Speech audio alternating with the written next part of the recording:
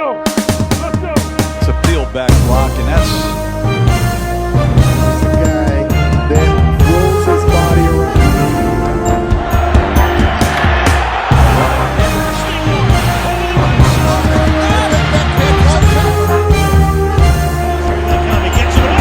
Mike Drop Sports. Steel City Live. The Pittsburgh Steelers signed their rookie first-round pick, Derek Harmon, and there is 18 million reasons why Derek Harmon has to be and should want to be great. Welcome back to Mike Drop Sports, everybody. I'm Jason. 17 point some odd million, about $18 million fully guaranteed for the rookie here in 2025. Typical contract structure. I believe all they really kind of do is figure out how much of the guaranteed money is available to that player. But regardless of what it is with these contracts, because there's so much going on with those, that's really not the reason for this content here today. But the Steelers get it done. $18 million, basically fully guaranteed, running through 2028 for the first round rookie. And you always get that fifth-year option for that rookie also. So Derek Harmon tied up. We knew that was going to happen, and it's just a blessing now the Pittsburgh Steelers have all their rookies signed, everything done with that. We know everything about that. So that's all taken care of. That's all out of the way now. So the Pittsburgh Steelers here are in that mode now where it's figure out the little things that you need to figure out still. Maybe you go sign a wide receiver. Maybe you sign another quarterback. Maybe you add some depth along the offensive line. Whatever. There's just those things now ahead of minicamp, which is a voluntary thing that will run through, I believe, the end of May. And then you have the mandatory sessions, which will run through in June. I believe that starts around June 10th or something of that nature. But the Pittsburgh Steelers, again, regardless of dates, money, whatever, contracts, have Derek Harmon in the building. And I believe this guy is going to be a major impactful player immediately. And when we talked about the draft, everybody in the national media wanted to jam down your throats that the Pittsburgh Steelers were going to take a quarterback in round one. Guys, if you listen to people that actually cover this football team, that actually talk about this football team day in, day out, every single day, you would have known that wasn't going to be the case. You would have known that that's stupid. You would have known not to even listen to it. But a lot of people don't do that. A lot of people want to listen to the national media because they think that they're always right about everything. But when you just listen to this show, for instance, without bringing anybody else into it, I said repeatedly, the Steelers were going to go elsewhere, not quarterback. I gave you a couple options of where they could have went, but I was pretty adamant on every show that I was on, every show here on the channel, even elsewhere, that the Pittsburgh Steelers were probably going to take a guy like Derek Harmon, a guy like Kenneth Grant, a guy like Walter Nolan. That's what I was trying to push through. Did I know exactly who it was going to be? No, because nobody knew how the draft board was going to unfold. But when Walter Nolan was taken in front of the Pittsburgh Steelers, I kind of got really, really excited because, man, I had Derek Harmon ahead of Walter Nolan. Walter Nolan was my last option to continue to take somebody along the defensive front.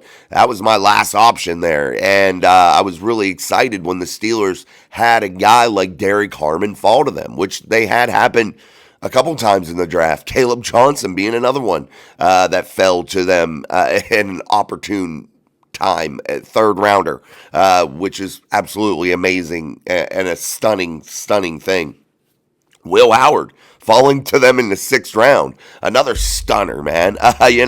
Absolutely amazing things happened for your Pittsburgh Steelers during the 2025 draft. And I always say it, I'd rather be lucky than good sometimes. And I think the Steelers were rather lucky. They had players of real high value fall to them in perfect spots. And Derek Harmon being the lead dog in all of that.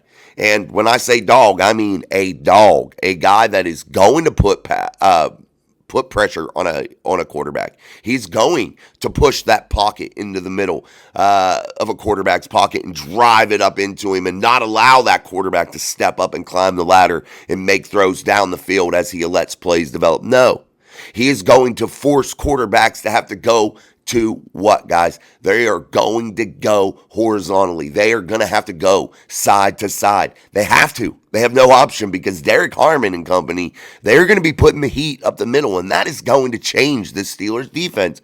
Whether a lot of people want to admit this or not, but when you add in the trenches and you add significant players that could be really, really impactful, it changes tons of things just by that sheer presence of that player. It changes a tremendous amount about the unit. And when we're talking about this defense, when you're able to get a good push up the middle, it allows for a lot of things to change inside of that Steelers defense. You're not going to have tremendous amounts of time for a quarterback to sit back there and allow plays to develop, to throw the football down the field. So that's going to just naturally do what? Help that secondary that's not going to be getting carved up maybe as much, hopefully. And, maybe all of our thoughts are going to change about that secondary because why? You're going to have good play in front of them. And that's big. That's huge, man.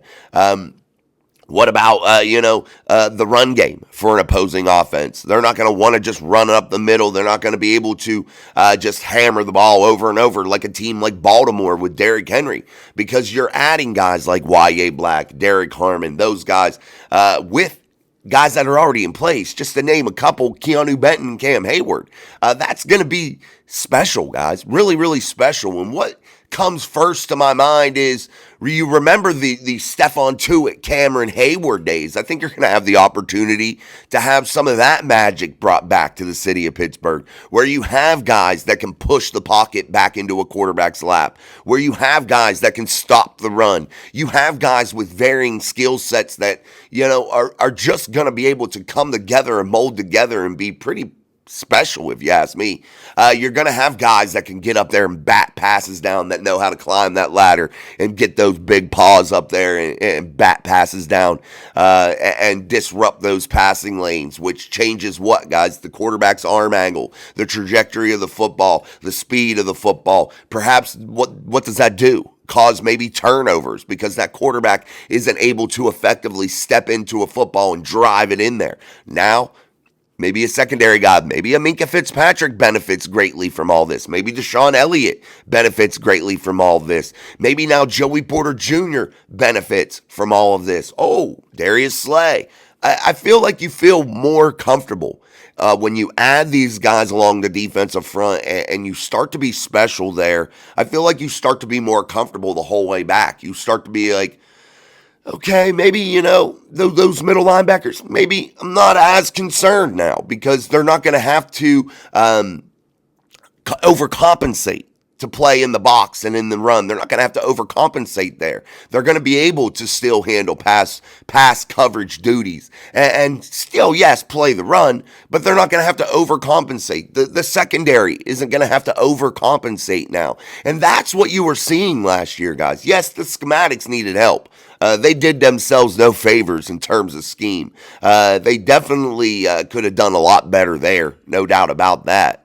But when we look at this defense, they were overcompensating in tons of areas. They were trying to cover up deficiencies that they had. And I think now that you add this special, hopefully, potentially special defensive front, that this now all of a sudden helps this defense tremendously. And you see a completely different package. And maybe now, too, this allows Teryl Austin and Mike Tomlin. Mike Tomlin has the kind of final say in his defense, which I think he needs to let Teryl Austin just fly a little bit and just do his thing.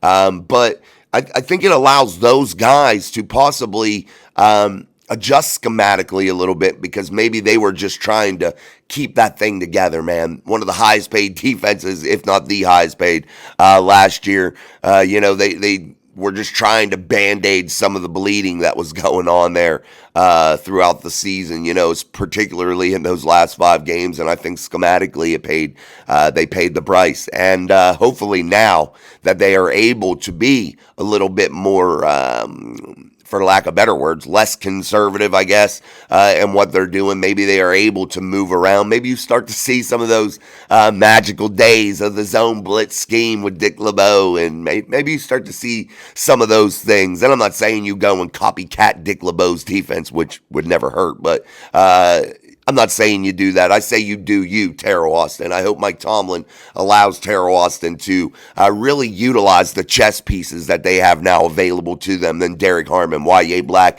Darius Slay, Joey Porter Jr., Minka, the whole 9 yards, man. Deshaun Elliott, a guy now that all these contracts are done in terms of, rookies and things of that nature. You're going to have to pay TJ. That is what it is. But if he signs, that tremendously helps with the cap here in 2025. So that makes you be able to do some other things. And I don't know if a lot of people even know that. So hopefully they get TJ signed. That gives them even more cap space here in 2025. And they can continue to roll. And I think you see a TJ signing here shortly, because I think that does free them up to be able to do quarterbacks. Maybe extend Deshaun Elliott and say, hey, 2-year deal here, man. We'll give it to you fully guaranteed here, whatever, $14 million. I don't know what gets it done there. I haven't dove deep enough into it to really give you an accurate number, and maybe I'll do that today and have it ready for Steel City Live here tonight. But yeah, the Steelers find themselves in a pretty damn good spot, guys. And I keep wanting to say that, and I've been beat up for it. I've been told it's clickbait when I say that. But no, it's reality. It's truth. The Steelers have set themselves up very, very well. Yes, there are still places that need help. Yes, we know that. But the Steelers have set themselves up tremendously for 2026. They have set themselves up for a pretty decent roster here in 2025. And it gives them a lot of room to grow. They have a lot of flexibility. They are not nailed down to any one path. They have flexibility. And I always say this, and you've heard this on the channel. If you've listened, you've heard this. Flexibility, giving yourself options is the absolute key when building a roster in the NFL. You have to be able to do that. You can't be nailed down to one particular path that you have to follow. You have to be able to roll with the punches, my friends. And I've said that for now the whole time we've had this channel, 2 years basically. I've said that over and over and over, that you have to be very, very flexible and have the ability to roll with the punches. And I think the Steelers have done exactly that. And when I talked about how the Steelers got themselves out of this rebuild, this rut that they've been in over the last, I don't know, decade really, if you think about it, the lack of playoff success, but, not a decade in rebuild. Probably, the last 6 years, 7 years, really. I think the Steelers needed this. And I said that. I said, how do the Steelers get this thing going again? How do they get out of this rut? You collect draft capital. You bring in a lot of young players. You start to turn this thing over. But most importantly, you give yourself flexibility and you don't nail yourself down to one particular path. You give yourself options. And I think the Steelers have done that.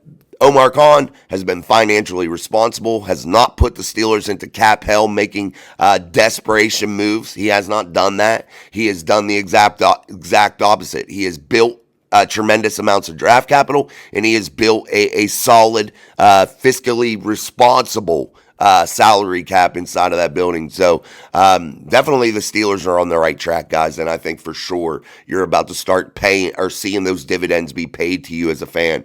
And that's who they're trying to please, is you. And I know it doesn't seem like it sometimes, but I truly, truly believe that the Pittsburgh Steelers are on the exact path that they need to be on. And this is nothing short of amazing, if you ask me, what Omar Khan's been able to do. And it is true. The con artist has been at work. And whether we want to admit that or not, and I think he's made some blunders, no doubt. Everybody does inside of the NFL. It's hard to be perfect, man. But if you look at the overall picture of what has been done here, I'm going to say it's pretty damn good. And I got to say it's on the right track, man. And there is real hope. There's a lot of potential here to really be good here in the next couple years. And I know a lot of fans don't want to see that, and they'll call that clickbait or whatever. But it is what it is. So the Steelers again signed Derek Harmon. And get that done. Now, every rookie is signed in terms of their draft class. And the Steelers now can push forward into OTAs, into the mini camps, and head up to Latrobe, Pennsylvania, and now focus on the little intricacies of finalizing this machine that they're building for 2025. Yes, the machine the Pittsburgh Steelers are building for 2025 could be really, really special.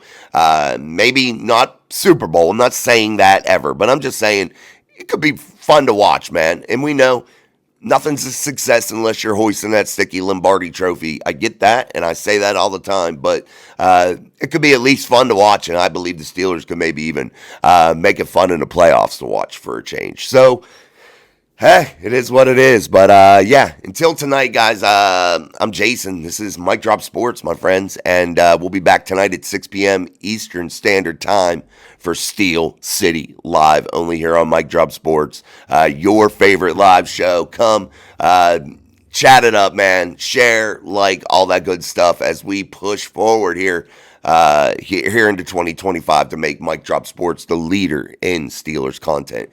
So until tonight, my friends, peace. Power takes an approach as a coach. Let's go. It's a field back block, and that's